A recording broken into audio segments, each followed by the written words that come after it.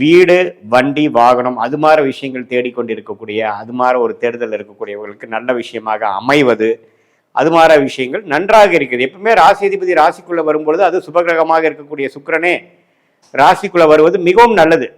So அது ஒரு அருமையான விஷயம். அடுத்தபடியாக பாருங்க, புதன் 8ஆம் தேதி 2வது வாரத்திலிருந்தே பார்த்தீங்கன்னா 12ஆம் இடத்துக்கு போறார்.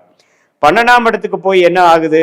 சனியின் பார்வை பெறுகிறார். ஸோ இதில் என்ன ஆகும்? கொஞ்சம் சுப விரயங்கள்லாம் ஆகும். சுப விரயங்கள் ஆகி கொஞ்சம் சந்தோஷமா இருக்கக்கூடிய ஒரு விசேஷம் நடத்தக்கூடிய அது மாதிரி விஷயங்கள் இருக்கு. சூரியனும் 12ஆம் இடத்துக்கு வந்து சனி பார்வை பெறுகிறார்.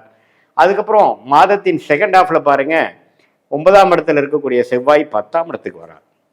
ஸோ தொழில் வேலையில் ஒரு நல்ல மாற்றம், திடீர்னு ஏதோ ஒன்று ஸ்டார்ட் பண்ணி பண்ணுறது, ஒரு வீடு கட்டுறது, இடம் மாறுவது, வேலையில் ஒரு திடீர்னு ஒரு சேஞ்ச் ஒரு போஸ்டிங் கிடைக்கிறது, அந்த வேலையும் சேர்ந்து நீங்கள் பாருங்கன்னு சொல்கிற மாதிரி ஒரு அமைப்பு, ஒரு இம்ப்ரூவ்மெண்ட்டு போஸ்டிங்கு, அப்புறம் தொழிலில் திடீர்னு ஒரு டெவலப்மெண்ட்டு, புதுசாக ஒரு விசிட்டிங் கார்டு அடித்து ஒரு இன்னொரு கிளையை நம்ம ஆரம்பிச்சிட்டோம், இன்னொரு ஷாப் நம்ம ஆரம்பிச்சிட்டோம், இப்போ ரொம்ப நாளாக யோசிச்சுட்டு இருந்த ஒரு வியாபாரத்தை ஸ்டார்ட் பண்ணிட்டேன் அப்படிங்கிற மாதிரி நல்ல அமைப்புகள் நிறைந்த ஒரு பலாபலன்கள் நிறைந்த, ஏன்னா 10லேயே வர குரு இருக்கார். குருவோட செவ்வாய் சேருவது அருமை.